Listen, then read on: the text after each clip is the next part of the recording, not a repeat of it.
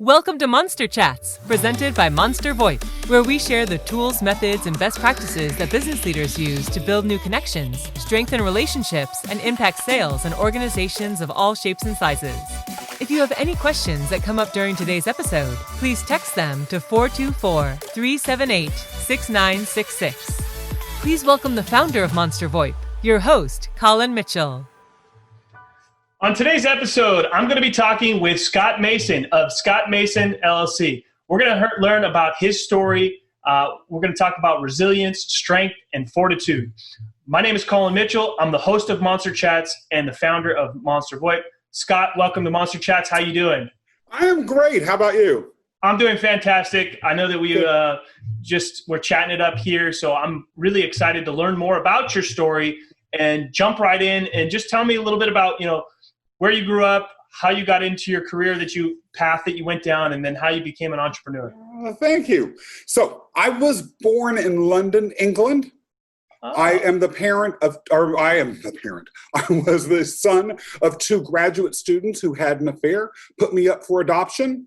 I was adopted by two Midwestern Americans and grew up in the backwoods of Kansas, playing with crawdads in a creek that was behind the suburban development that was being built up when I was a boy. And, looked up at the sky when I would be hanging out with my friends, smoking weed in the cornfield and dreaming about something bigger and different than that. And so I went to law school in New York City. I stepped my first foot on Grand Central after I got off the airplane and took a cab in, and I knew I would never be leaving New York City, and I've stuck around ever since. So after law school, I worked for government for about 20 years in various executive capacities, had an executive position in the nonprofit sector, and have begun the entrepreneurial journey by having been co-owner of a silk screen printing business for a while, and now am on my own with the ventures that you've talked about. I'm sure we'll talk about more a little bit later. Wow. Okay. So what was life like growing up as a kid? It was very interesting. It was challenging, but those challenges ultimately helped build me into the person I am today and helped me understand some major human challenges that I think really have put me in a position of being able to distinguish myself and provide a lot of guidance and help to others. So the reason that I was put up for adoption originally in England was not just that my biological parents were both in graduate school and they weren't married, but they were also an interracial couple. And so that was scandalous at the time, as you can imagine. It was sort of scandal piled upon scandal. I was adopted, as I mentioned earlier, by two Midwestern Americans who were African American. I was flown back here to Kansas. They adopted another child, my sister, who was local here in the United States.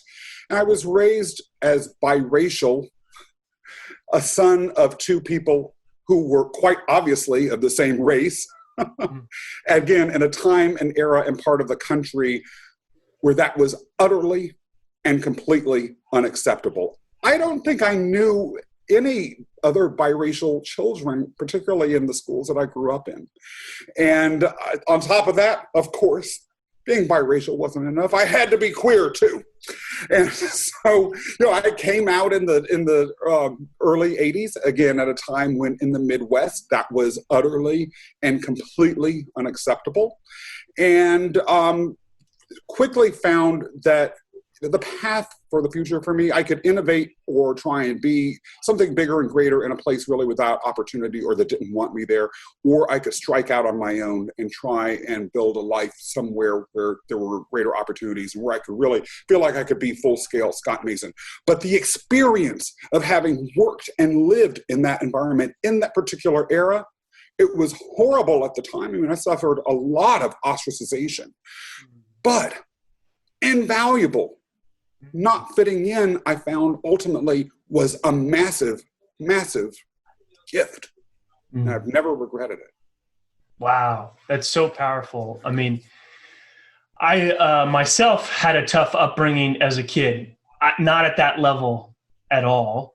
But I do attribute a lot of success to that invaluable life lessons of learning how to be resilient and push through tough times. So anything else for people like yourself, like a lot of things that would be really challenging for your average person that didn't experience that is probably like a breeze for you, just based on your past experiences? Yeah, I mean, some of it is I had to develop the maturity and the mindset to be able to deal with a lot of those challenges without resorting to anger. Now, unfortunately, for a large part of my career, my default was carrying around a sense of grievance and injustice. Why did it have to be me? You know, if only I had been born this, if only I had been born that, if only I had had parents that were this and that. And you know, in some part because of gender expectations, I was not very good at the process of self-reflecting. I sort of saw as a default being pissed about it and sometimes externalizing that anger, not exactly productive. So I did have to learn the hard way that if I really wanted to optimize my future, self-work would have to become a priority. But that was part of the process too. Now I live a life where I can look back and say, okay, these were the years where I was growing up and maturing and developing myself, but I was hindered and stunted by my own lack of self-development and emotional maturity compared to where I'm at now. And I'm not someone that magically sort of came out of the box at 18 reading self-help books or having some deep internal wisdom. As with so much of my life, everything had to happen the hard way. But these things have a purpose, and I'm glad to have had it the hard way, although I made a lot of mistakes along the way. Hey, you learn from mistakes. I'm sure you can relate to that. Oh, yeah, absolutely. But, you know, some of those are some of the best lessons, right? Oh, yeah. And just from past conversations that we've had, I know that you're still big on, you know, working on yourself, right? Because you talked about getting ready to go on a retreat and a silent retreat and all of that, which I love that. And I know that's something you're looking forward to. But I have a question, and my question is, was there some pivotal moment or moment where there was a lot of pain that kind of triggered you into doing more of that self-work and actually starting to kind of chip away at some of those things? You know, for so long, it was easy, particularly because I am a lawyer by training, for me to be able to rationalize my mistakes away or to blame. Also, the work environment that I was in, or the work environments that I was in for a number of years, were highly toxic and highly finger pointing oriented. And so it wasn't until I was somewhat later in my career that I accidentally happened upon a situation that opened the door for me to begin self-development and looking at myself, pulled ego back in a way that my rational mind and the ability to always find an excuse for my own challenges would not have otherwise let me. There's a friend of mine that owns some martial arts schools in Brooklyn. And he, when we first became friends, said, why don't you come and train at my schools? And I was like, no. He said, oh, come on. And I was like, no, they're in Brooklyn, for God's sake. I'm not going all the way out there. But eventually he hounded me and he hounded me. And eventually he broke my resistance and I went. And I liked it. The only problem was it didn't like me. I was awful. I was the student that could have a technique demonstrated 5 times in a row right in front of my face. The instructor could literally come over to me, grab my wrist, move the arm from one hand, one side of my body to the other. Then I'd practice it again and immediately forget everything that I just seen and observed and literally been physically forced through. And you should have seen the look on the other students' faces when they would be paired up with me to spar. I mean, it was almost like they had been, offered a cross to nail themselves up on. They were just like, oh my God, him. And they were heartbroken. I'll never forget, I was doing Muay Thai, kickboxing. And I was told by the instructor, lift up your left hand. I lifted up my right hand. He says, put your other hand up. Then, he said, put your left foot forward. I put my left foot forward. Then he said, now put your right foot behind me. I put my right foot. Right, like every single thing that he told me to do, I did the opposite. And I couldn't take it. I was so horrible at it. I couldn't absorb anything that I had this total Diana Ross moment where I, just sort of huffed and puffed and puffed and I didn't stomp off the mat itself, but I stomped away from the class. And one of the things I realized as I thought about that incident was that what was so frustrating about it was that I could not blame anyone but myself. My humiliations were public. The responsibility, truly, I could never blame it on a partner. It was me that was not able to absorb a technique after learning it 5 times. And that was a huge breakthrough, because that was an example of a situation where no amount of rationalizing could point the finger anywhere else but at Scott. And by accepting that, rather than running from it, I began to develop a mental model for radical accountability. And I became a radical accountability junkie. One of the things I liked most about the business partner I had when I was with the silkscreen printing company, the Brooklyn Press, was that he would always say, I'm a big believer in radical accountability. And by him reinforcing that, along with the martial arts training and my own trajectory in that way, I began to almost see it as a mantra. And it's been a massive gift. Now, I can't control everything, but the more I can assume responsibility for, the more control I have over situations, and the better able I am to forge my own path, instead of feeling like this passive passenger, which is, at the end of the day, my rage about situations in my prior life was based on this feeling of impotence. Radical accountability, bang, throws that out the window. I love it. Yeah.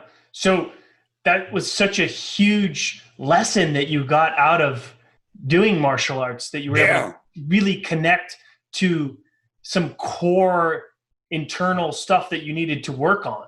Yeah. One of the most powerful metaphors that there is in martial arts. I went there just thinking it was another fitness routine. It utterly changed my life.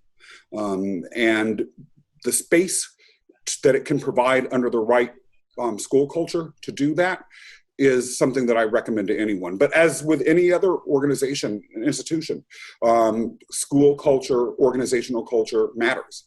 And part of the challenge that I look back on that I had earlier points in my career is, again, that the cultural milieus of the organizations that I was operating in were not those that encouraged accountability. If anything, if you were to say, I messed up, I made a mistake, punishment would be swift and severe. And so you become very risk averse and very defensive. Now, again, that does not justify my own role in my mindset or my choosing to sort of just go along with that or tolerate that for a long time. That's on me. But it is a two-way street.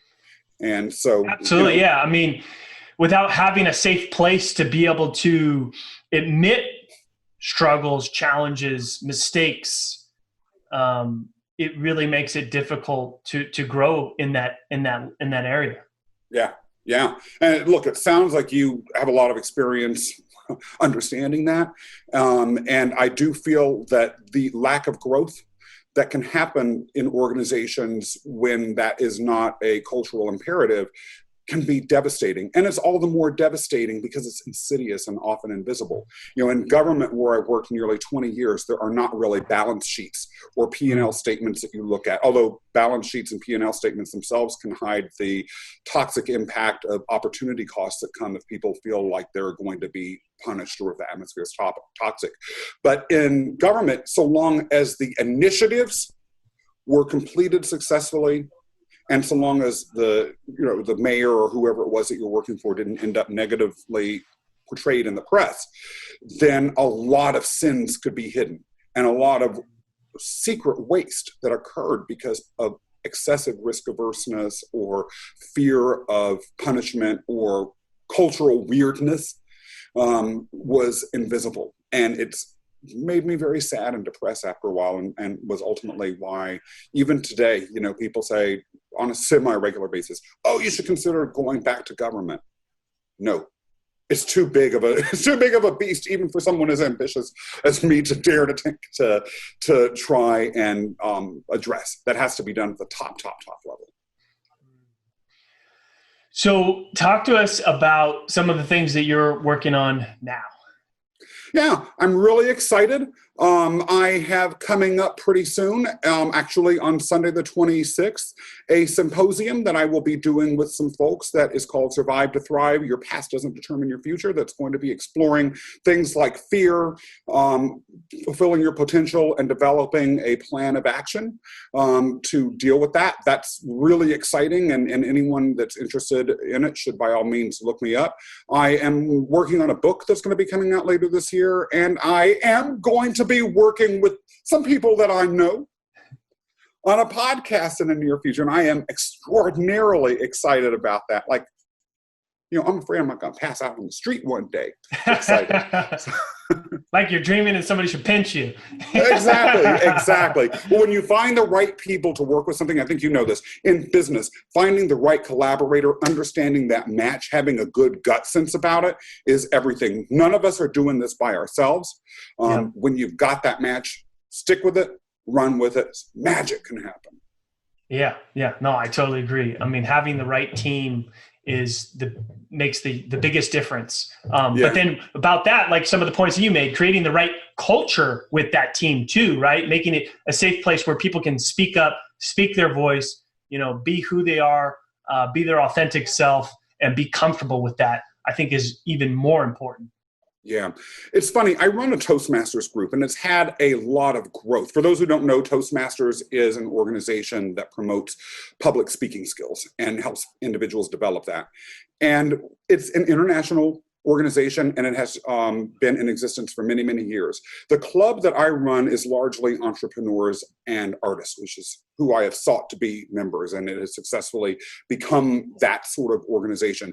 Someone actually, a very seasoned Toastmaster, flew in and visited our club from Canada. And after the meeting was over, he stood up and he said, "I really want to say something to this group." So, of course, please say it. He said, "You know, I've been to a lot of Toastmasters groups, but this one is really quirky. It's really quirky. But I've got to admit, somehow you all managed to make it work." And that was a great entree to tell that group of people, many of whom have language issues or issues around fear of speaking or confidence issues generally. Heck yeah, we're quirky. I wanted every single person in that group to not only accept that they were quirky, but to pull it out. Yeah. Throw it out into the world. You know, sort of rip the quirkiness straight out of their guts and throw it on the table and tell everyone to look. Because when you do that, that's where you find your power. And I'm a firm believer, if you find that power to command a room, you can command the world. And so that everything that you just said about finding your voice, knowing who you are, to me, it's everything. And honestly, you know, the world that we live in today, you know, people trust people more than they trust brands. So showing up as your true authentic self, you know, a lot of people talk about building your personal brand, right? And I'm a believer that a lot of people get that confused, like it's some persona that they need to create. And your brand is who you are, right? Yeah. It's just be more vocal, be more honest, be more authentic about that. And that's where the magic starts to happen, both personally and professionally. You know, it's interesting because branding has a mixed sort of connotation to it when you use that word, because it is associated with falseness.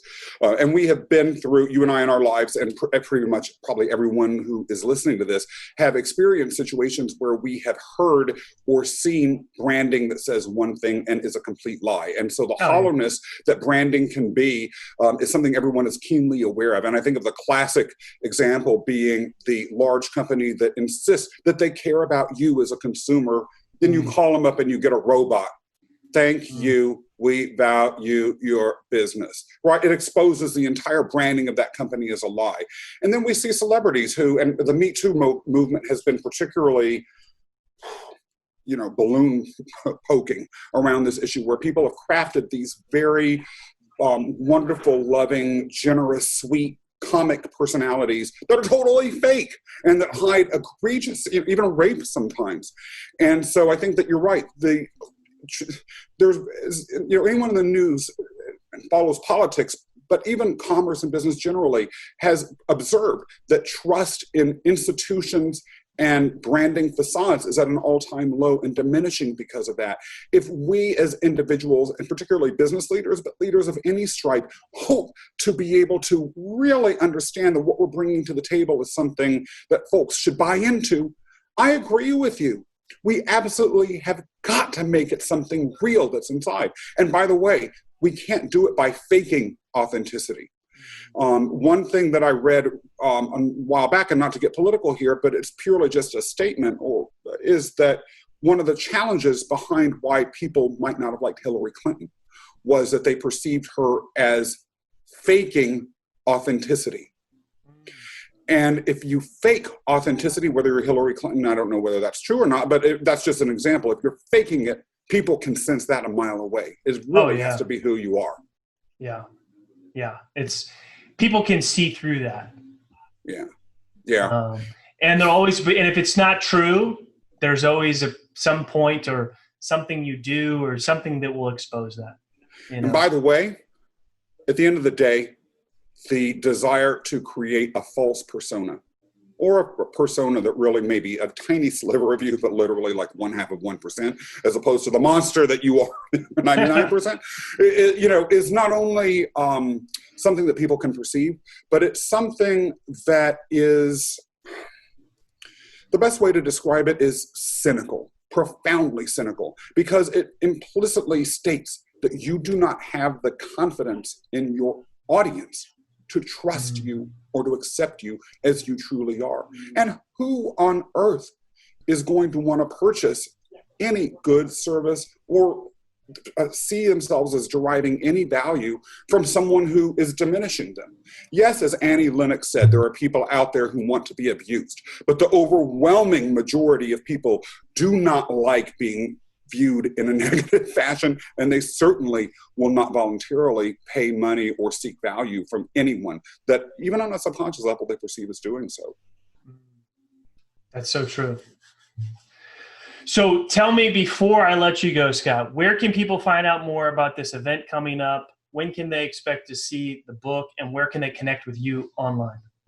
Thank you. So they can find out about the event at www.overcomingodds.today. That's www.overcomingodds.today. The book will be coming out probably later this year or early next year. And then if they want to find out more about me, they can generally look me up at www.speakerscott.com. And we will be having announcements about the podcast and other things that we'll be collaborating on together, I assume, in the very near future. And there will be no way anyone who is following me on social media, on Instagram, s.scott_Mason, on LinkedIn, s.Scott Mason. All of these things will be announced there. Awesome. Scott, thank you so much. Welcome to the Monster Chats community. If you are listening to the podcast, please subscribe, share with your friends. We are listening for your feedback. The show is all about you. Thank you for tuning in for another episode of Monster Chats, presented by Monster VoIP, where we share the tools, methods, and best practices that business leaders use to build new connections, strengthen relationships, and impact sales in organizations of all shapes and sizes. If you have any questions from today's show and want to reach us directly, please text your question to 424-378-6966.